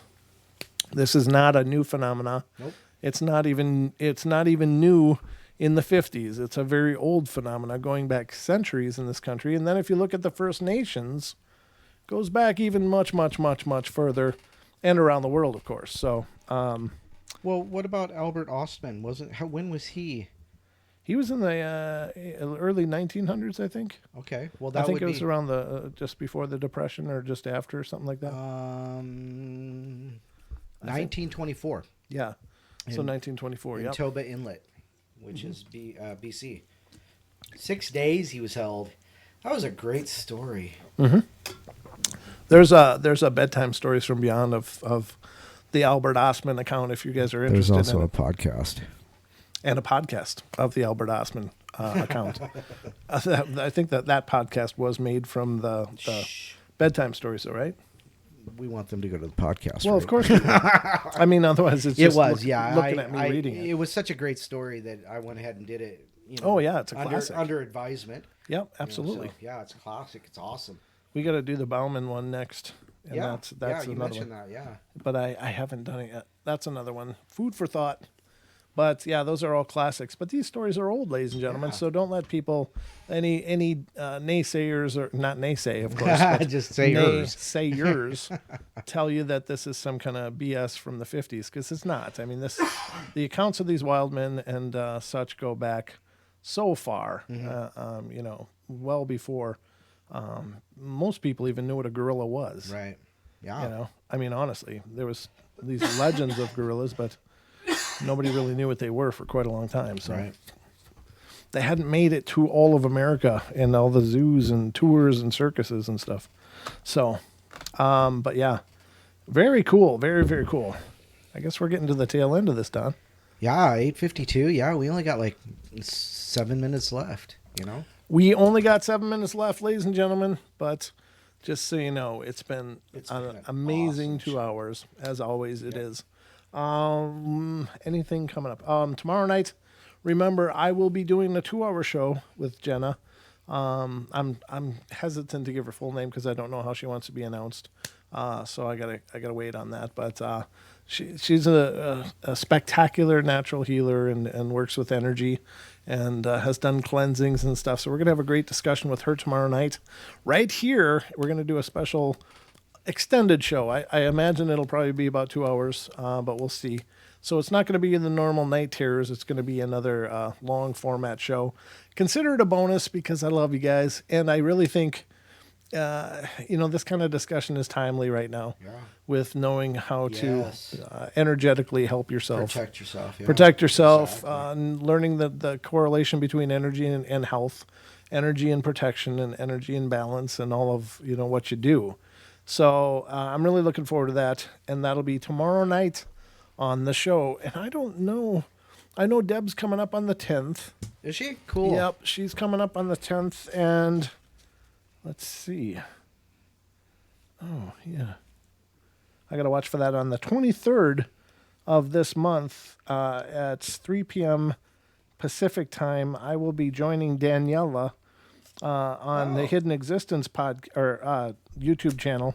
I didn't know that. Yeah, I wrote it down and I forgot to really get back about that. When is that? The 23rd Okay, cool. at 3 p.m. Pacific time.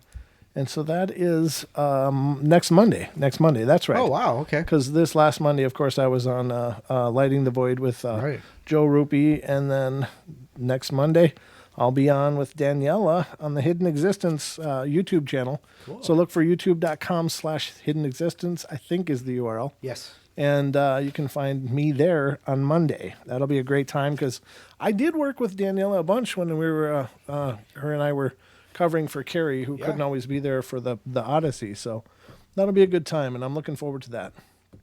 And it was great to know that all of you guys are here. Alyssa's Thank you. laughing at you. Why? Why is she laughing? Because I think it's pronounced Roop, not Rupee.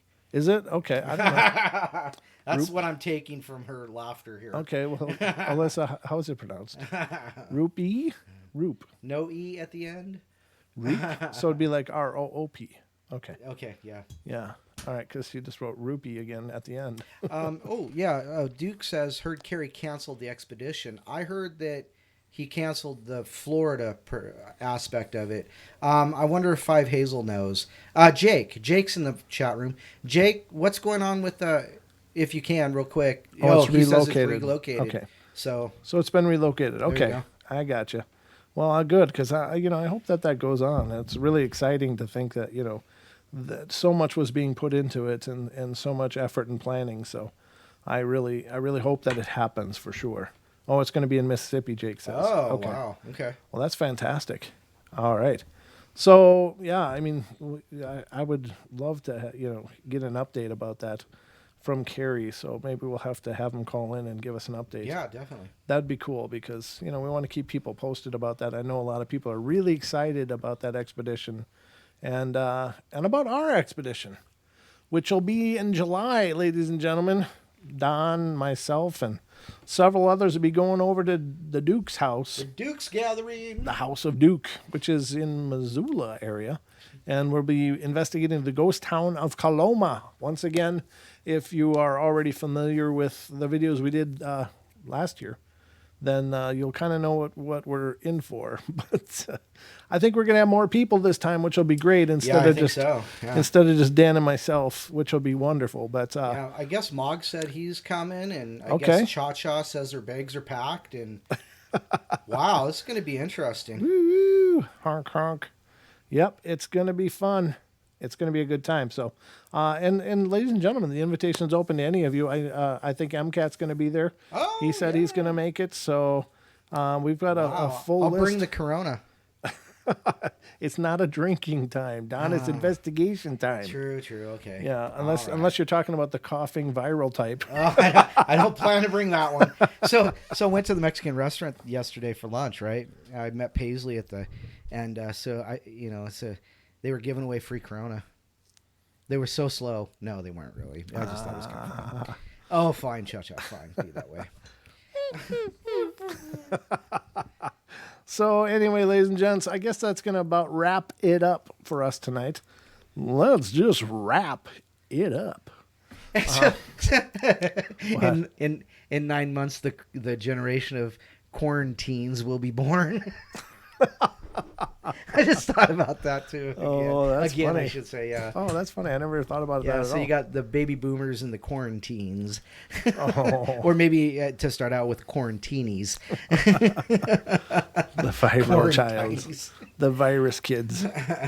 All right, ladies and gentlemen, that's going to wrap it up for us. Don, anything in closing? No, just thank you all. It's always been fun, and today was a really good show.